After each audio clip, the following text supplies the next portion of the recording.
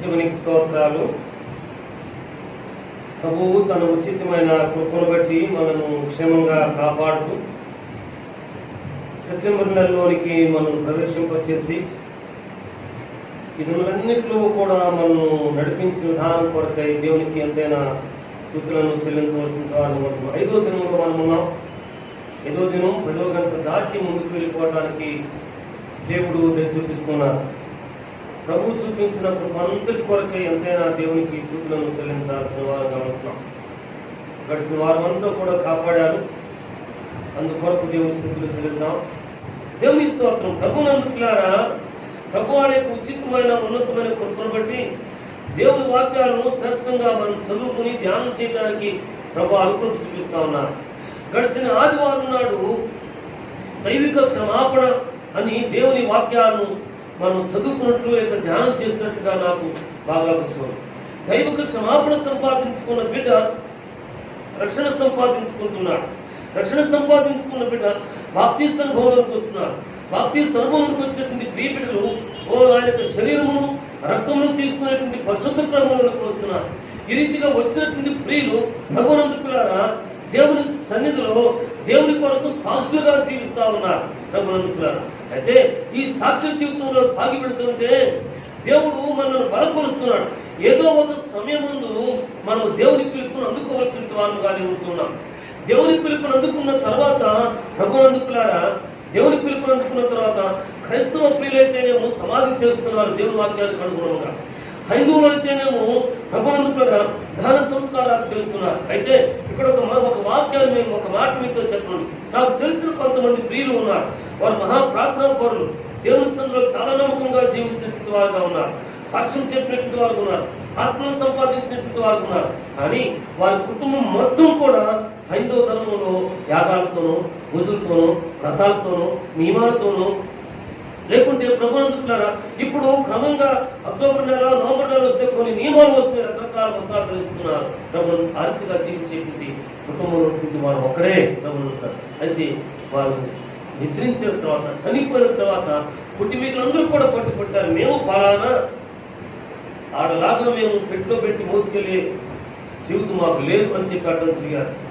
ప్రార్థన చేసి తమ హస్తాలకే అప్పగించి వేయడం జరిగింది. అయితే ఒకరిద్దరు నన్ను అడిగారు, అయ్యా సమాధి చేయలేదుగా, మీరు ఆత్మ దేవుని దగ్గరకు వెళ్ళుంటుందా? సార్ నేను వారితో వాక్యానికి అనుగుణంగా చెప్పాను కదా, ఆత్మ దాన్ని దయచేసిన దేవుని యొద్దకు వెళుతుంది. మను ఈ శరీరం మను కాబట్టి మంటికి అప్పగిస్తున్నామని దేవుని మాత్రం ఇంటికి వారు ఒప్పుకోలేదు. అతిగా చేశారు కాబట్టి అది దేవుడు చూసుకుంటారు. దాన్ని అడిగి ఆలోచన చేసి ఇది వాక్యానుసారం కాదు కదా, సంఘనీయం కాదు కదా, దైవజనుడు కూడా వచ్చి వారిని ఒప్పించకుండా విడిచిపెట్టేస్తాడు కదా అనేటువంటి తలంపులు తర్కములు మన గుర్తు అని వారితో చెప్పిన గుర్తు కొంచెం ఉన్నారు. అందుకే రోమపత్రిక 1వ అధ్యాయంలో వారు తమ వాదముల యందు వ్యర్థులైపోయారని చెప్పి ఒక వాక్యం.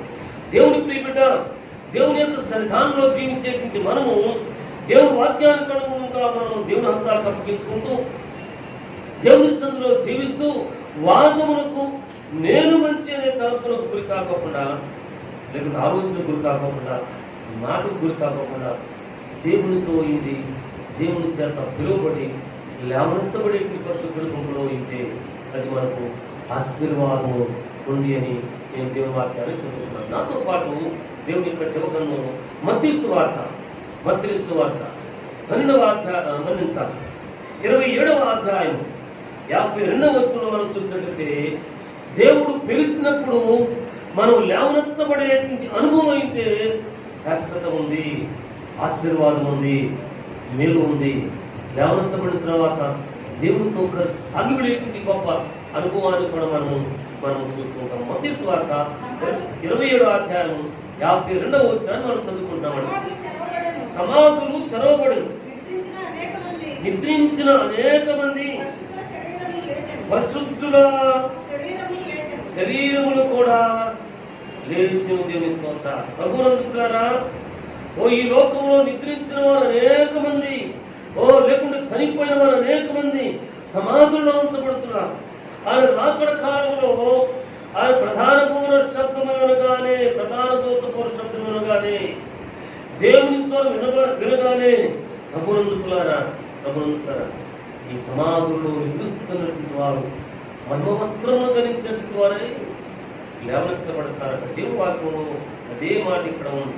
సమాధులు తెరవబడినాయి. నిద్రించిన అనేక మంది పరిశుద్ధుల శరీరములు లేచును. అయితే లేవనెత్తబడే అనుభవంలో మనం ఉన్నామా? ప్రభునందు లేవనెత్తబడేటువంటి పరిశుద్ధుల గుంపులో మనం ఉన్నామా? దేవుని సన్నిధికి వస్తున్న మాట నిజమే, ప్రార్థన చేసేటువంటి మాట నిజమే, త్యాగం చెల్లించేటువంటి మాట నిజమే, తెలిసిన వారికి ఉన్నవారికి సాక్ష్యం చెప్పేటువంటి మాట నిజమే. అయితే ఈ జీవితం అంతా కూడా ఒక ఎత్తైతే పరిశుద్ధుల గుంపులో ఇది పరిశుద్ధులతో పాటు లేవనెత్తబడే గుంపులు మనం ఉంటున్నామా? మహోన్నతుని యొక్క ముఖ దర్శనము చేసేటువంటి పరిశుద్ధుల గుంపులో మనం ఉంటున్నామా? ఆ పరిశుద్ధ సింహాసనాన్ని చూసేటువంటి పరిశుద్ధుల గుంపులో, నీతిమంతుల గుంపులో మనం ఉంటున్నామా? ఏ గుంపులో ఉన్నాం? ప్రభునందు ఏ రీతిగా ఉన్నాము? నేను ఈ జీవనయాత్ర గురించి మాట్లాడటం లేదు, నేను ఉద్యోగ ధర్మాల గురించి మాట్లాడటం లేదు, ఇచ్చి పుచ్చుకునే విషయాల గురించి మాట్లాడటం లేదు, వడ్డీల గురించి, మోసాల గురించి మాట్లాడటం లేదు, అన్యాయవక్రం గురించి మాట్లాడటం లేదు, భూతులు సరస్వతుల గురించి నేను మాట్లాడటం లేదు. ఇవన్నీ కూడా ఉన్నాయి. అయితే ఇవన్నీ కూడా ఉన్నాయి. రక్షణ సంపాదించుకున్నాము, దైవిక క్షమాపణ కలిగి ఉన్నాము అనబడేటువంటి మనకు తెరవబడినప్పుడు, సమాధులు తెరవబడినప్పుడు లేవనెత్తబడేటువంటి పరిశుద్ధ గుంపులో మనం ఉంటున్నామా? దేవుడు మనం చూసి పిలిచే గుంపులో మనం ఉంటున్నామా? ఎందుకు క్రైస్తవ కార్యక్రమం నేను పరిచయకు వచ్చిన పట్టుకున్నా ఈ క్రైస్తవ కార్యక్రమం నుంచి చాలా మంది దేవుని ఎందుకు వచ్చేటువంటి వారు. ఇప్పుడు ఇంటికొక సంఘానికి ఇంట్లో నలుగురు ఉంటే నలుగురిలో మూడు సంఘాలకి వెళ్ళిన వారు ఉన్నారు. ఒకరేమో ఎక్కువ కాకుండా ఇంట్లో ఉంటామన్నారు. నేను ఎప్పుడో చెప్పినట్టు గుర్తుంది నాకు బాగా. వారికి ఏవేవో మాటలు తేడా వచ్చినాయి. మోహన్ రావు గారు అని ఒక పెద్ద ఆయన చెప్పించాడు. ఆయన వీళ్ళు కింద మీద పోట్లాడుకుంటుంటే అందరిని పిలిచి కూర్చోబెట్టి తేలిక ఒక 50 మందో 100 మంది అరే అందరం కూడా సుదర్శనయ్య గారి దగ్గర ప్రభువుని తెలుసుకున్నాం. క్రైస్తవులే కానీ సుదర్శన గారి దగ్గర రక్షణ పొందాం. ఆ తర్వాత ఇంటి పెద్ద బాబు కృపారావు గారు వచ్చిన తర్వాత మరికొంతమందిని తెలుసుకున్నాం. ఇంటికి 10 మంది అయ్యగారులు కాకుండా, ఇంటికి 4 అయ్యగారులు కాకుండా మీరు అందరూ నోరు మూసుకుని మానేసేయండి. అందరం కలిసి ఆశ్రమ మందిరం కదాం, నోరెత్త బాపన్నారు. అప్పుడు మా మందిరం అంటే గొప్ప, మా అయ్యగారు అంటే గొప్ప, మా ప్రార్థన అంటే గొప్ప, మా సాక్షి అంటే తగాదాలు పడుతున్నారే, నోర్లు మూస్తారట. ఆ వార్త నా దగ్గరకు వచ్చింది. ఓ బొంగరాలు వెంకటని నేను వెళ్ళొస్తాను బాబాయ్ అన్నాడట. రాలేదులేండి. వచ్చినా కానీ సంవత్సరాల తర్వాత అద్దుపడతారా? అద్దుపడి వాడు ఖాళీ అనుకుంటారు. దేవుని ప్రియబిడ్డ, దేవుని సన్నిధిలో నీవు స్థిరురాలువేనా? లేవనెత్తబడి పరిశుద్ధులు గుంపులో ఉన్నావా? అయితే తమ్ముడు ఈ క్రైస్తవ పేటలో ఒక అమ్మ వృద్ధుల పెద్దమ్మ చనిపోయింది. ఎప్పుడో ఒకసారి చెప్పినట్టు గుర్తుంది. చనిపోతేప్పుడు ఇప్పట్లో ఫ్రీజర్ బాక్స్ లేవు. ఐస్ తీసుకొచ్చి పోసి దాని మీద కొనుక్కోబెట్టారు, ఉంచారు. డబ్బులు ఈ పగలు రాత్రి అయినట్టుంది. ఎవరో దూరం నుండి రావాల్సి ఉంది, వాళ్ళు రావాలి. వచ్చిన వాళ్ళు డబ్బులు ఏడుస్తూ ఉన్నారు. చనిపోయిన దగ్గర సంగతులు మీకు బాగా తెలుసు. ఏడుస్తూ ఉంటారు. అమ్మా ఏడబాబు నీళ్ళు చేసి ఊరంతా పాడైపోతుంది, ఇల్లు ఎట్లా వెళ్ళాలి, మీరు బాగుండండి అనగానే గయ్యమని కేవలం మొదలు పెడతారు. ఆయన కానీ ఒక నలుగురు చనిపోయిన వాళ్ళ దగ్గర ఏడుపు భలే ఉంటుంది. అయ్యగారు మీకు ఈ పోలేరా అని చెప్పి అంటారు. కాదు వెళ్ళినప్పుడు ఇటువంటి వాటిని కూడా కొంచెం కంటితోనూ చెబుతూ ఆలోచిస్తూ ఉంటారు. కబురందుకు ఏడుస్తున్నారు. ఉండి వచ్చిన తర్వాత ఆలోచన ఏమో కదిలిందంట. చనిపోయిన మనిషి కదిలితే ఉంటారా? ఉంటారా? ఉండరండి. కూర్చుని ఏడ్చేవాడు ఒక్కసారి లేచి దూరం వచ్చారు. కడితేసి చూస్తే అమ్మాయి ఏంటి ఏడుస్తున్నారని అడిగిందంట.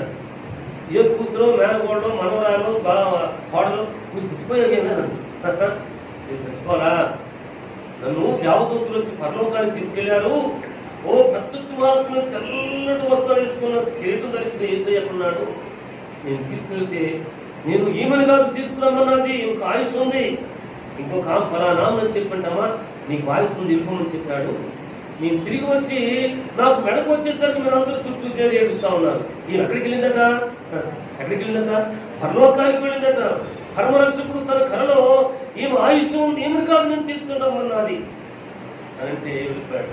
ఏం చెప్తుంది, నాకు మెడకు వచ్చేసరికి మీరందరూ చుట్టూ ఏడుస్తున్నా చనిపోయానుకున్నాను, నేను చనిపోలేదు. హల్లెలూయా. దేవుని ప్రియుడా, లేవనెత్తబడి పరిశుద్ధుల గుంపులో మనం ఉంటున్నామా? మంచిది. గతిస్తా ప్రార్థనా మందిరం, మా ప్రార్థనా మందిరం మంచి ప్రార్థనా మందిరం. మా ప్రార్థనా మందిరంలో ప్రార్థన చేస్తే రోగాలు పోతున్నాయి, దెయ్యాలు పోతున్నాయి, చేతబడిపోతున్నాయి, సంతతి లేని వారికి సంతానం కలుగుతుంది. ఈ సాక్ష్యం అంతా కూడా మంచిదే. ఈ సాక్ష్యంతో పాటు ఈ పరిశుద్ధుల గుంపులో మనం ఉంటున్నాము. ఇక్కడ కూడా ఉదయాపరలో వచ్చినట్టున్నాడు, సమాధులు తెరవబడేను. ఆ తర్వాత ద్వారా నిద్రించిన అనేక మంది పరిశుద్ధుల శరీరములు ప్రేమించుకోక లేవనెత్తబడి గుంపులో ఉన్నామా? దేవుని సన్నిధిలో ఉంటే ఆశీర్వాదం ఉంటుంది, వేరు ఉంటుంది, ఆయన చూసే బాధ్యత దొరుకుతుంది. దేవునిస్తూ అయితే ఈ పరిశుద్ధుల గుంపులో ఉండడానికి దేవునితో అంటుకట్టుబడి దేవునితో సహజీవనం చేసేటువంటి ప్రియకుమారుడుగా కుమార్తెగా అయింది. దేవుడిని దీక్షవాడు ఉంటున్నాడు. నాతో పాటు దానియేలు గ్రంథం ఉంటుంది. ఆఖరి అధ్యాయం దేవుని ప్రియులారా, 12వ అధ్యాయం అంటే ఆఖరి అధ్యాయం అంటే 2వ వచనం మనం చదివితే చాలా సార్లు చదువుకున్న నాకు బాగా ఉంది. దానియేలు గ్రంథము ప్రభునందు 2వ అధ్యాయము 2-3 వచనాలు మనం చదువుకుంటున్నాం. చూడండి ప్రభునందులారా, మరియు సమాధులలో నిద్రించు అనేకులు మేల్కొనెదరు, కొందరు నిత్య జీవం అనుభవించుటకు, కొందరు నిందల పాలకుటకు, నిత్యముగా హేళకుటకును మేల్కొందరు. దేవుని స్తోత్రాలు. దానియేలు భక్తుడు ప్రభునందులారా ఇట్టి శాస్త్రము చేయబడినని ఎరిగి ఉండి ప్రార్థన చేయటం మానిన వాడు కాదు. ఒక దైవ సేవకుడు చెప్పిన సజీవ సాక్ష్యాన్ని నేను మీతో మనవి చేయాలని ఆశపడతాను. శ్రద్ధగా ఆలోచించండి. ప్రార్థన అనే దానికి జ్ఞాపకానికి వచ్చింది. నేను నేటి కాలం ఈ వాక్యాలు చదువుకుంటూ ఉండాలా అని నేను ధ్యానం చేసుకుంటుంటే ఈ దైవజనులు సెలవించిన ప్రార్థన అనే దానికి జ్ఞాపకానికి వచ్చింది. ప్రభువునుగారా, ఒక ఊరిలో ఒక ఆయన ఉన్నాడట. ప్రార్థించే దేవుని బిడ్డ, ప్రార్థన చేసే అనుభవం కలిగిన బిడ్డ. చిన్న కిరాణా కొట్టులు పెట్టుకున్నాడట. దేవునికి నమ్మకంగా ఉన్నాడు. ప్రతి రాత్రి తన వ్యాపారం ప్రార్థన చేసుకుని దేవుని స్థితిలో నిర్మించేవాడట. ఉదయాన్ని మేలుకొని ప్రార్థనతో తన జీవన యాత్ర ఆరంభించేవాడట. అయితే ఒక గజ దొంగ ఆ ఊరిలో పడి పగలంతా కూడా పనివాడిలాగా భిక్షకుడిలాగా వీధులను తిరిగి రెక్కి ఎస్టిమేషన్ వేసేసుకుని ప్రభునందులారా రాత్రి ఇంట్లో పడి దొంగలు చేసుకుని వెళ్ళిపోయి మరలా 2 రోజుల తర్వాత నువ్వు ఈ రీతిగా జరుగుతున్నట్టు ఒక దొంగ ఆ ఊరికి అప్పటికి ఒక 6-7 ఇళ్ళు దొంగిలించేశాడు. ఈ కొట్టు బాగా ఉంది, బాగా సంపాదిస్తున్నాడు, ఈ కొట్టులోకి రావాలి అని చెప్పి ప్రభునందులారా ఇది కథ కాదు. దేవుని పిల్లారా, కథ కాదు. ఒక దైవజనుడు చెప్పిన సజీవ సాక్ష్యం. ఆ ఇంట్లో ఈ కొట్టు అమ్ముతున్నటువంటి దాసుని గృహంలో పడాలని దోచుకోవాలని వారం రోజులు నిశారాత్రులు వెళ్ళితే ఎందుకు ఆ ఇంటి చుట్టూతో కూడా పెద్ద గోడ, చల్లని వస్త్రాలు ధరించినటువంటి దేవుని దోతులు కనబడుతున్నాడట. కుదరటంలా సరే మరలా కొద్ది రోజులు ఆగిన తర్వాత వస్తే ఆ కనపడిన గోడకి ఇంత ఖాళీ కనపడిందట. ఇంత ఖాళీ పెద్ద మనిషి పట్టి అంత రంధ్రం కనపడిందట. సరే లోపలికి వెళ్తే నేను నిద్రపోతా ఉన్నాడు. దొంగతనం చేయకుండా తట్టి లేపాడట. తట్టి లేపితే ఎవరు అయ్యాను నన్ను అడిగితే నేను అలా దొంగని అనేసరికి ఫ్యాక్టరీ అయిపోతుంది. లోన్ మూసి ఫ్యాక్టరీ అయిపో, నేను దొంగతనాను కదా నీతో మాట్లాడటానికి వచ్చాను. కూర్చున్నాడు. కూర్చున్న తర్వాత నేను ఈ ఊర్లో చాలా ఉన్నతులు ఇళ్ళన్నీ దోచుకున్నాను. నీ వ్యాపారం బాగుంది, సంపాదన బాగుందని అర్థమైంది. ఇంటిని దోచుకోవాలనుకున్నాను. 7 రోజులు విశారాత్రి వస్తుంది. చుట్టూతో కూడా పెద్ద గోడ, ఇద్దరు మనుషులు రెక్కలు ధరించి బాగా ఈట్లు పట్టుకుని నిలబడ్డారు. కొద్ది రోజులు గడిచిన తర్వాత మరలా ఈ రోజు వచ్చాను. ఆ తెల్లని గోడకే నేను పట్టేంత రంధ్రం ఉంది. ఆ రంధ్రం నుంచి దూరం వచ్చాను. ఏంటి సంగతి? అప్పుడు ఈ వ్యాపారస్తులకి దేవుని బిడ్డ అనబడేటువంటి ఆయనకి చెమటలు పెట్టారట.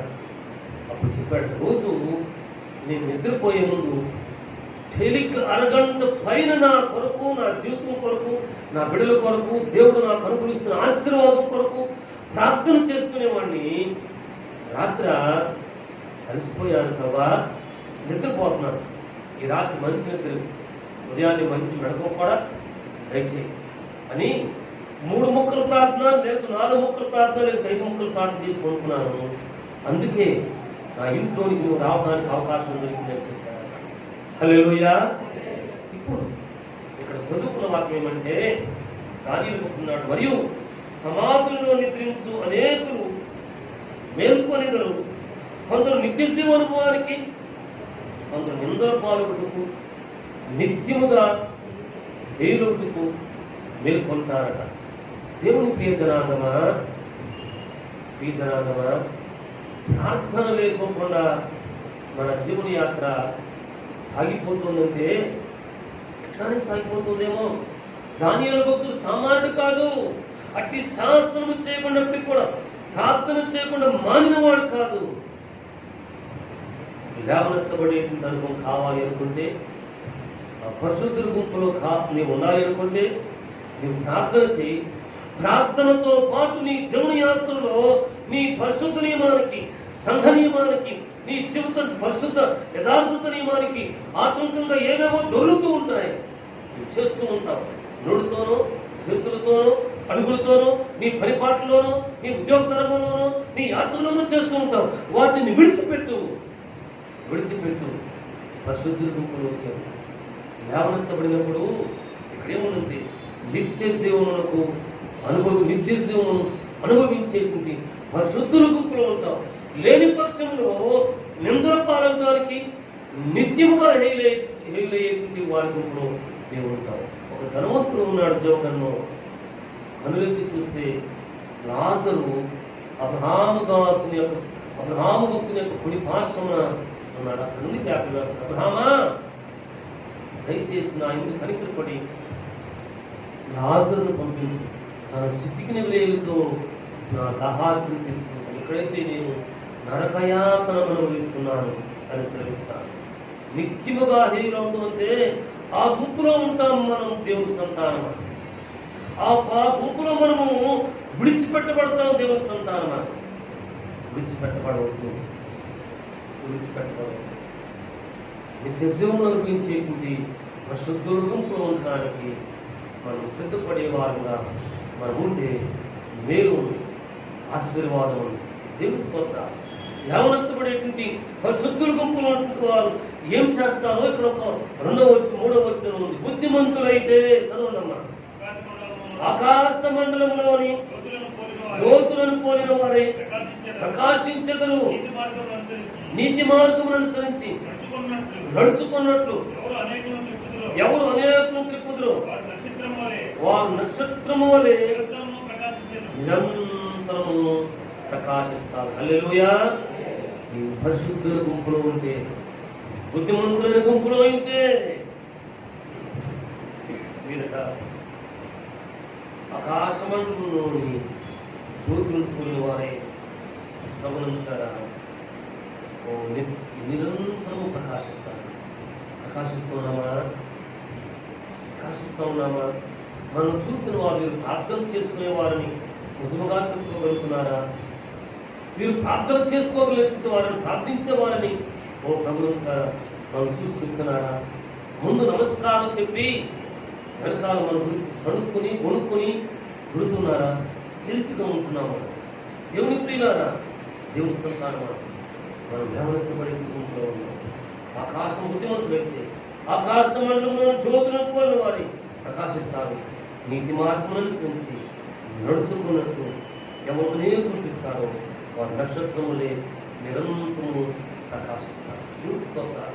నేను ఆ సజీవ సాక్ష్యాన్ని జ్ఞాపకం చేసుకున్న తర్వాత అనుకున్నాను, ఆ మాటకు ఈ దొంగ సంభాషణ బట్టి ఆ దాసుని ఇంకెన్నడూ కూడా ప్రార్థన విడిచిపెట్టకుండా ఉన్నాడేమో ఉంటాడు అనుకున్నాడు. ఆ తర్వాత ఈ మనుషుడి యొక్క ఈ విశ్వాస యొక్క మాటను బట్టి ఈ గజదొంగ తప్పకుండా కాలక్రమంలో ఆ దాసుడు కూడా రక్షణ సంపాదించుకుని ఉంటాడు కదా అనుకున్నాడు. హల్లెలూయా. మనం చిందించమని ఆత్మ ప్రతిష్టాపనం యొక్క ప్రార్థనా జీవితాన్ని బట్టి అవును అనేక మంది ఆయనను దేవుని ఎదుర్కొస్తున్నారు. వస్తున్నారు. నిజమే, ఒక్కరు మాత్రమే వస్తున్నారు. ఇంటిళ్ళ పాది దేవునికి దూరంగా ఉంటారు.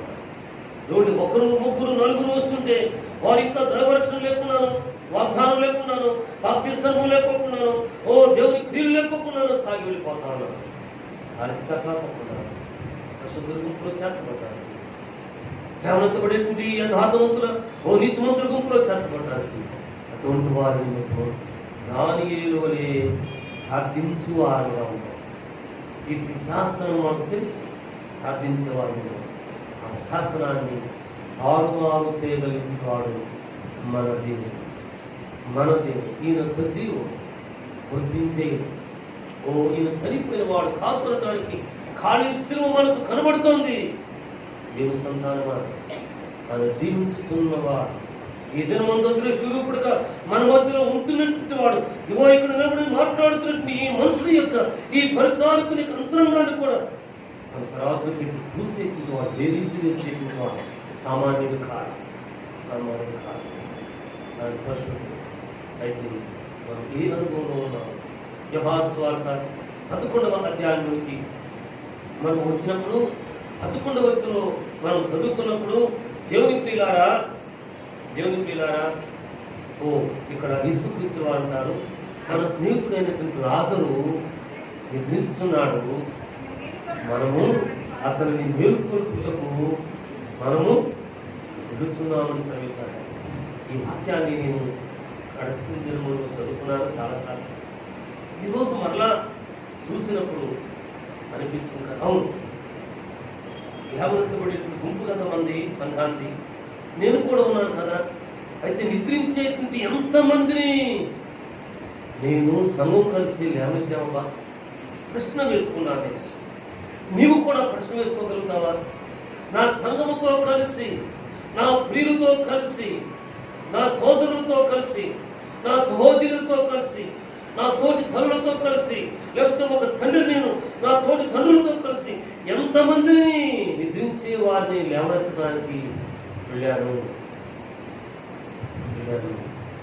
ఈ యాత్ర సామాన్యమైన యాత్ర కాదు అనిపించింది. ఈరోజు నేను ఈ వాక్యాన్ని చదువుకుని ధ్యానం చేసుకున్నాను.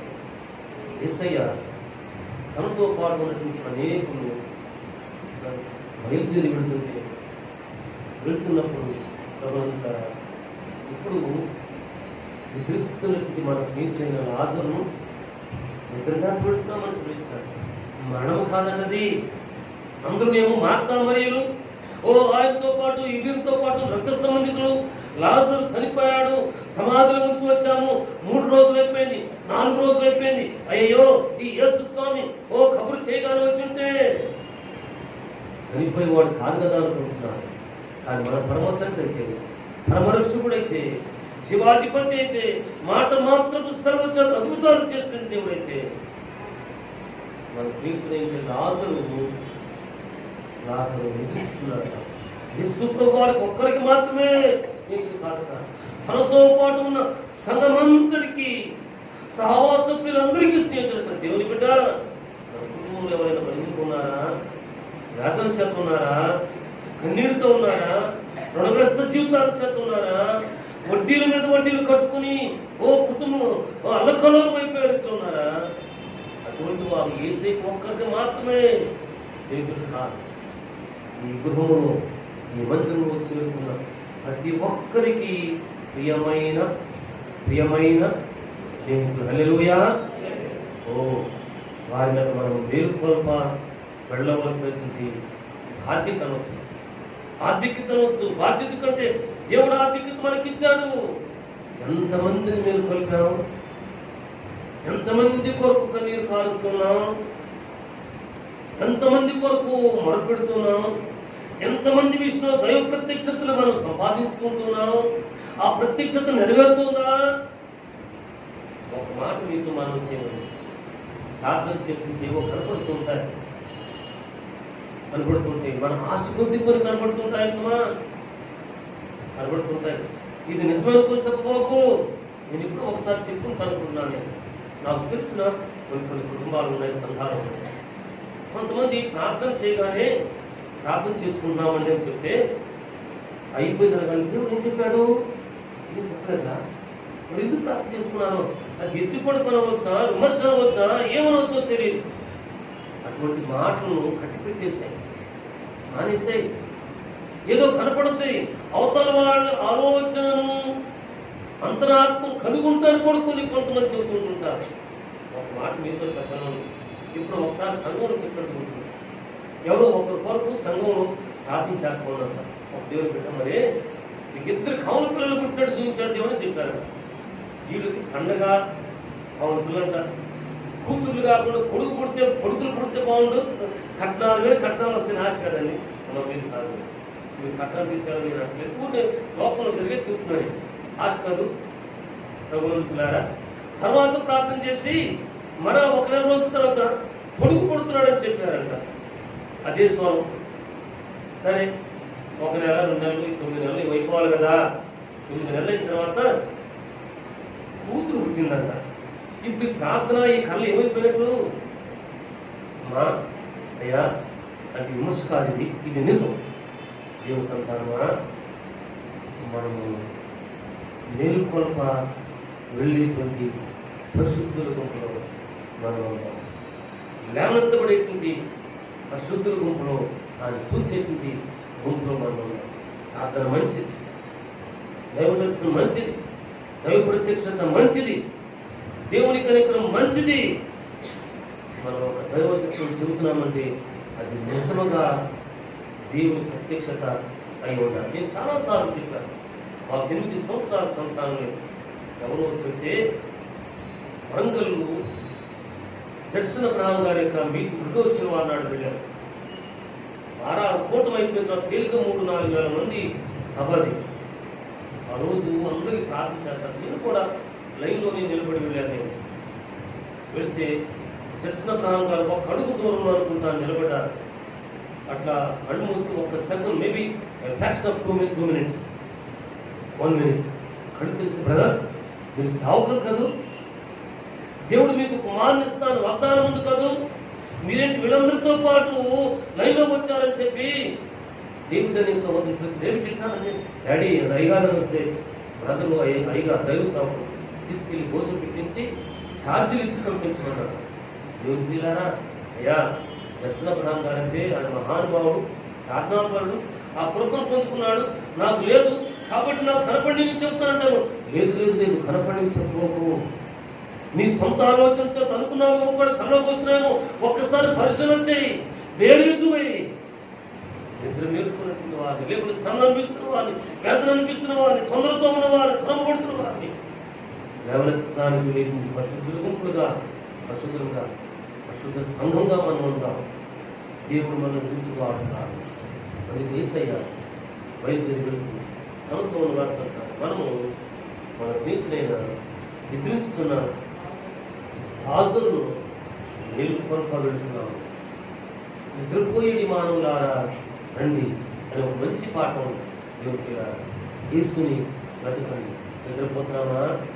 అయితే మేల్కొందాం, దేవుని వెతుకుతాం, ప్రతినిత్యము వెతికే వారుగా వెళ్దాం, దేవుని కొరకు వృద్ధి వారుగా వెళ్దాం. ఆయన మనను, మన జీవితాన్ని దీవించేవాడుగా. యేసుని వెతికితే ఆయన కనుగొనేటువంటి వాడుగా ఉంటున్నాడు. కనుగొనేవాడు ఆయనను మనం కనుగొనేవాడుగా ఉంటున్నాము. దేవుడు కనుగొంటున్నావా? కనుగొంటే మంచిది. దేవుడు అయితే లేవనెత్తబడి గుంపులో ఉన్న వారికి కష్టం రాదనా, ఇరుకు రాదనా, వేదన రాదనా, తొందర రాదనా వస్తుంటాయి.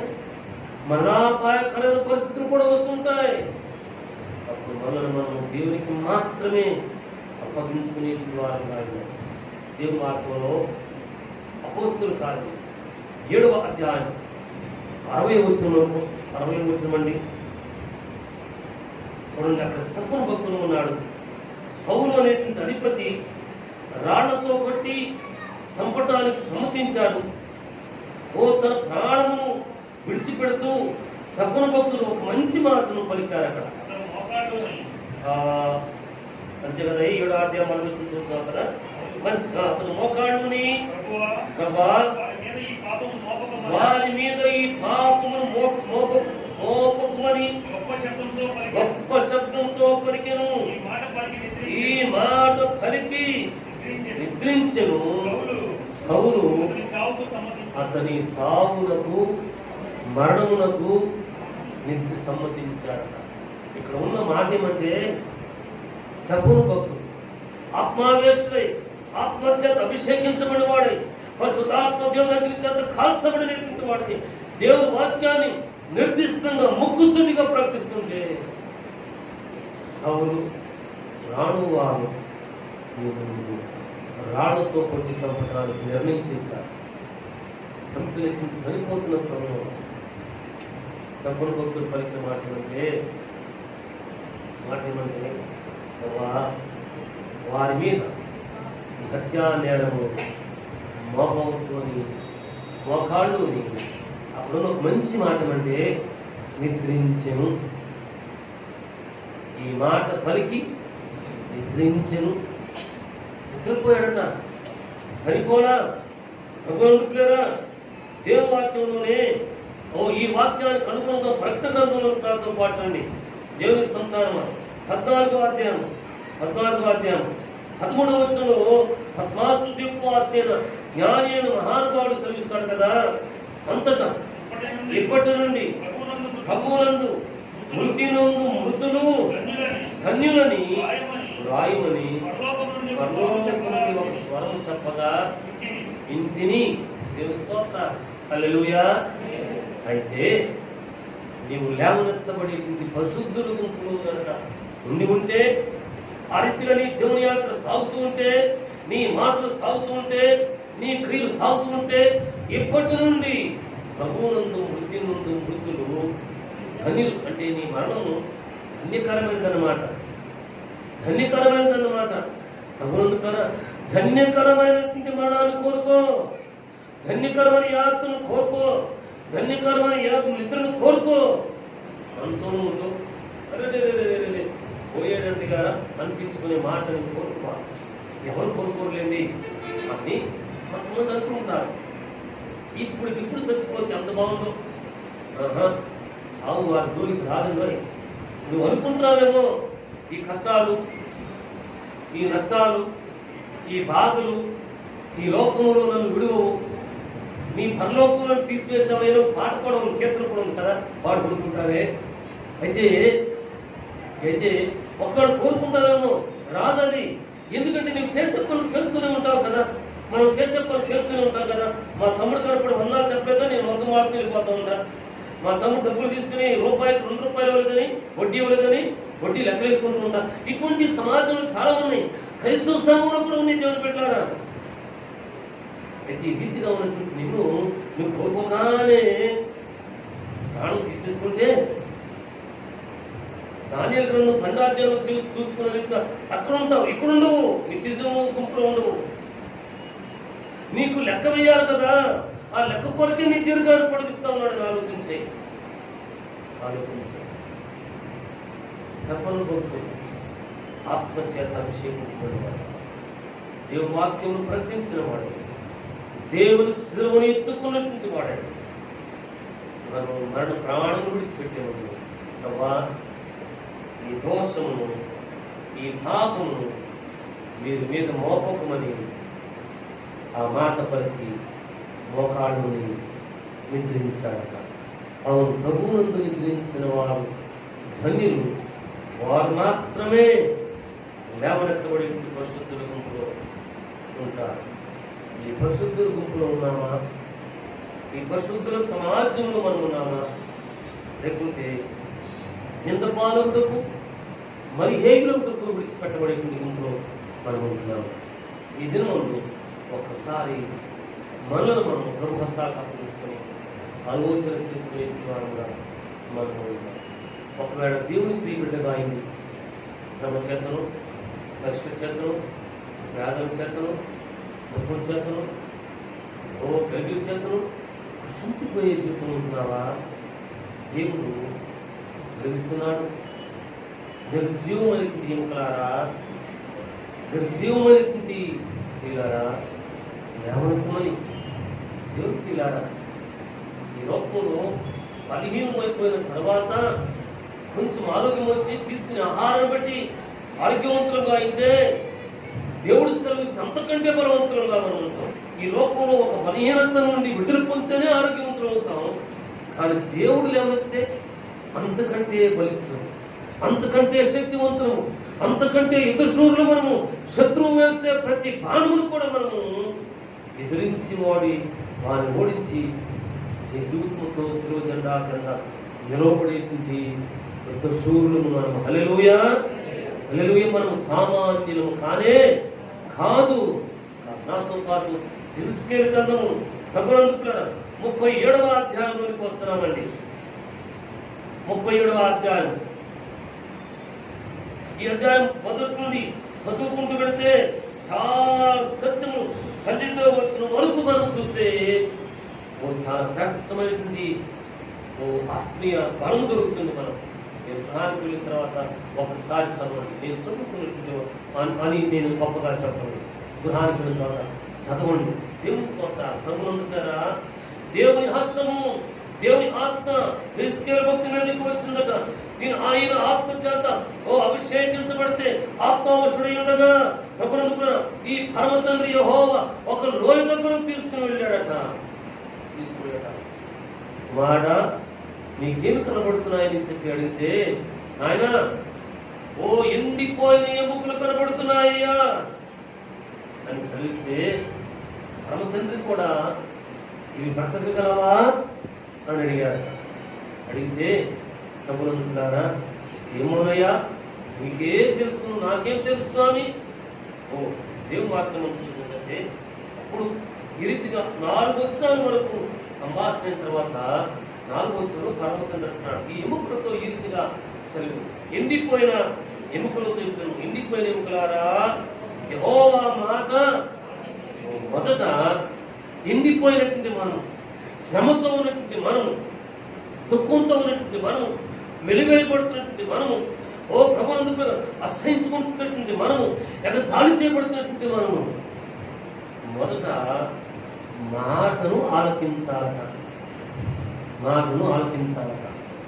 తర్వాత వచ్చులో ఈ ఎముకలకు ప్రభువైన యెహోవా సెలవిచ్చినదేమనగా మీరు బ్రతుకున్నట్లు నేను మీలోనికి జీవాత్మను రప్పించుచున్నాను అని చదవమన్నాడు. సెలవిచ్చాను. ఎండిపోయిన ఎముకలకు మాటను ఆలకించమన్నాడు. ఆలకించేటువంటి ఎముకలకు ప్రభువునందుకులారా మీరు బ్రతుకున్నట్లు మీలోనికి జీవాత్మను పంపిస్తున్నాడు. జీవాత్మ రాగానే ప్రభువునందుకులారా మీ మీద నరములు పొదిగి, మాంసము పొదిగి, చర్మం మీ మీద మీలో జీవాత్మ ఉంచితే మీరు బ్రతుకుతారు. అప్పుడు మీరు యెహోవానని తెలుసుకుంటారు అని సెలవిస్తున్నారు. ప్రభువునందుకులారా మనం చనిపోయేవారు కాదు, నిద్రించేవారు. నిద్రించే మనము మేల్కొంటాము. ఒకవేళ ఇంకొను దేవుడిని కలిగి దేవుని సన్నిధిలో ఆరాధన చేస్తూ కృపను వెలికెట్టి వారు ఉన్నట్టు మనం చనిపోయే వారు ఉన్నామా?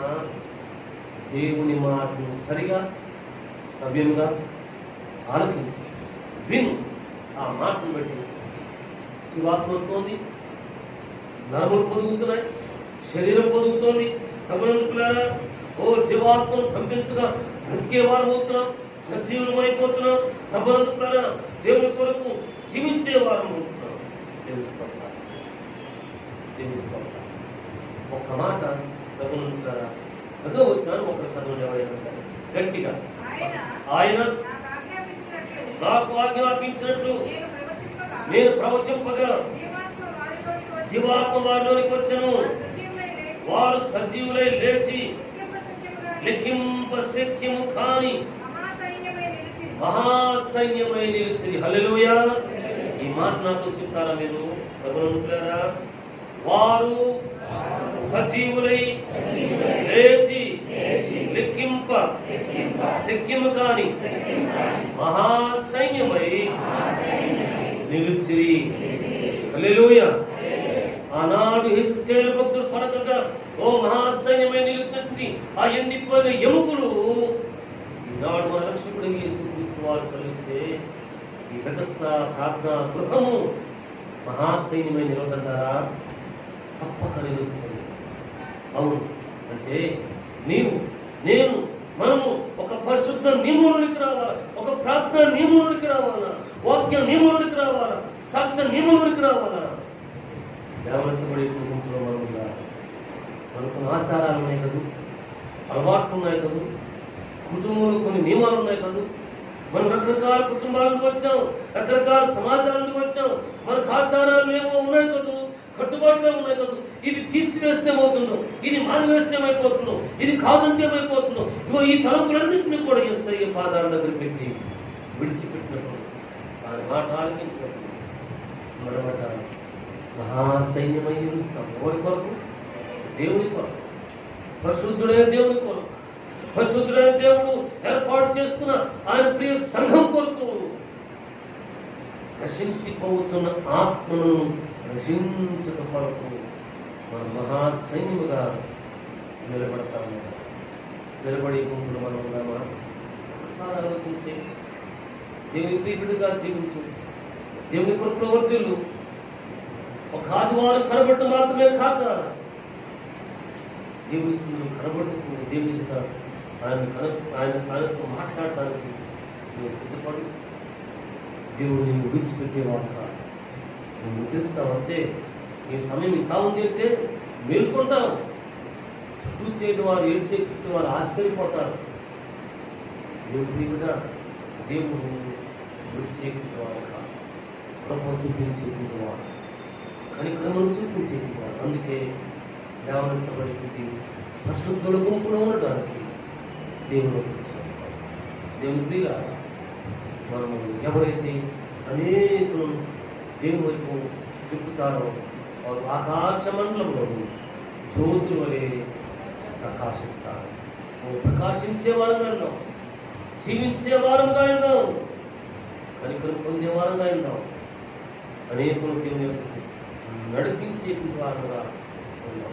అయితే ఈ జీవన యాత్రలో మన మనస్సాక్షి, మన విశ్వాస జీవన యాత్ర, మన సంఘ జీవన యాత్ర నిర్దోష మార్గంలో సాగి వెళ్ళడానికి అభ్యాసం అంటామా లేకుంటే వాడుకుందామా చేసుకునే వారంగా మనం దేవుని మనను విడిచివాక. ఒక్క మాటను మనం జ్ఞాపకం చేసుకున్నాం. దేవుని పిల్లల అపోస్తలుల కార్యములు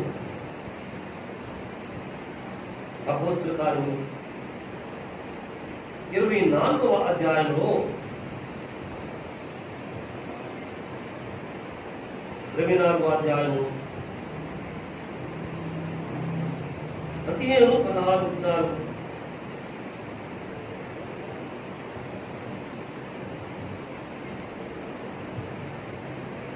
ఆ 16 వచ్చి చదువుకున్నామండి. ఈ విధమున నేను దేవుని ఎడలను మనుషుల ఎడలను ఎల్లప్పుడూ నా మనస్సాక్షి నిర్దోషమైనదిగా ఉన్నట్లు అభ్యాసము చేసుకుంటున్నాను. దేవుని స్తోత్రం. దేవుని సంతానం ఈ విధంగా లేవనెత్తబడి పరిశుద్ధుల గుంపులో ఉండటానికి, కనికరమును పొందటానికి మనము మన మనస్సాక్షి నిర్దోషమైనదిగా ఉండేందుకు మనం అభ్యాసం చేసుకునే వారు. దేవుడు మన గురించి వాడు కాదు, మన కృపలో మన జీవింపచేస్తాం.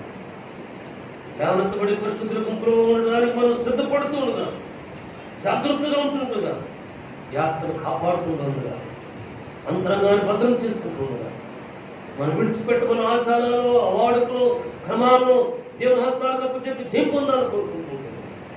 మన దేవుడు మనందరూ కూడా సహాయం చేసి లేవనెత్తబడి పరిశుద్ధుల గుంపులో ఉండడానికి మనం భద్రపరిచి ప్రభువారు మాత్రమే మహిమ పొందుతుంది.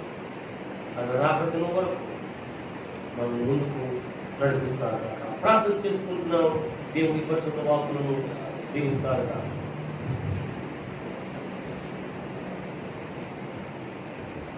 ప్రార్థన చేసుకుంటున్నాం కొద్దిసేపు. మహోన్నతుడైన మా తండ్రి, పరిశుద్ధాత్మ దేవుడా, నీ పరిశుద్ధ నామం కొనసాగిస్తాం. ఈ దినం నీ ప్రియబిడ్డలు మేము ఎదుగుతున్నా చేరుకుని నీ సన్నిధిలో అనుభవించిన వాక్కులను ధ్యానం చేసుకునేందుకు అనుమతించిన దానిగా మేము ఈ ప్రియులు లేవనెత్తబడే పరిశుద్ధులు ఎదుర్కొనేందుకు వాక్కులను చూపిస్తున్నాను.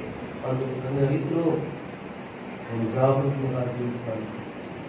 మా మనస్సాక్షిని కల్మషం తోచకుండా జాగ్రత్తగా అభ్యాసం చేసుకునే వారు ఉంటారు. సహాయం తెచ్చుకోండి.